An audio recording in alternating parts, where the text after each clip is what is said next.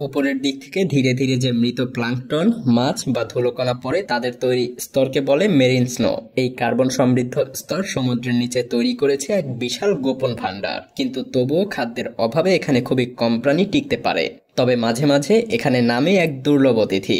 যেমন যদি কোনো তিমি মাছ মারা গিয়ে সমুদ্রের তলে পড়ে, তাহলে তার শরীরের চারপাশে হঠাৎ করেই গড়ে ওঠে এক সম্পূর্ণ নতুন জগৎ, যেটা বছরের পর বছর ধরে টিকে থাকে। আর একেই বলে হোয়েল ফল। আর এরও নিচে প্রায় ৬,০০০ মিটার পেরিয়ে শুরু হয় ট্রেঞ্চের রাজত্ব। এত গভীরে পৌঁছানো মানে এমন জায়গায় নামা যেখানে চাপ সমুদ্রপৃষ্ঠের তুলনায় ৬০০ গুণ বেশি। চ্যালেঞ্জার ডিপ, যেটা মারিয়ানা ট্রেঞ্চের সব থেকে গভীর জায়গা, প্রায় ১১,০০০ মিটার নিচে, যেখানে পাওয়া গেছে কিছু অদ্ভুত বিশাল এককোষী প্রাণী আর ধবধবে সাদা চিংড়ির মতো জীব।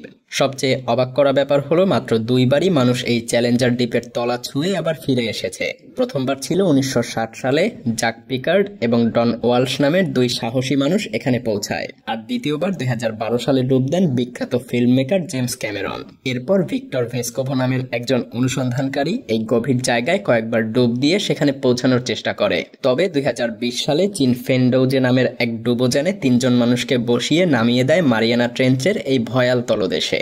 আর তাতেই সৃষ্টি হয় এক নতুন ইতিহাস। চীনারা কিন্তু এতটুকু করেই থেমে থাকেনি, বরং আরো দ্রুত তারা আগ্রাসীভাবে নামতে শুরু করে আরো গভীরে। তৈরি করতে থাকে ছোট ছোট আকারের সামুদ্রিক ডুবোযান আর স্বয়ংক্রিয় রোবট, যেন কেউ বুঝে ওঠার আগেই তারা সাগরের নিচে গোটা এক সাম্রাজ্য করে ফেলে। ভাবা যায় ২০২৪ সালে চীন একটা রোবট পাঠায় যেটার আকার ছিল মাত্র একটা জুতার বক্সের মতো। সেই রোবট নিজের মতো করে তলদেশ স্ক্যান করে আবার সুস্থভাবে ফিরে আসে। এই ঘটনাই প্রমাণ করে দেয় যেখানে আগে বিশাল এবং দামি ডুবোযান পাঠাতে হতো, সেখানে এখন এই ছোট রোবট দিয়েই সমুদ্রের গোটা তলদেশে অভিযান চালানো সম্ভব। আর তাই এখন চীন বানাচ্ছে এমন অসংখ্য স্বয়ংক্রিয় রোবট, যারা এক একজন এক এক কাজে দক্ষ। আর দল বেঁধে তারা পুরো সমুদ্রতল ঘিরে ফেলতে পারবে কম খরচে এবং নিঃশব্দে।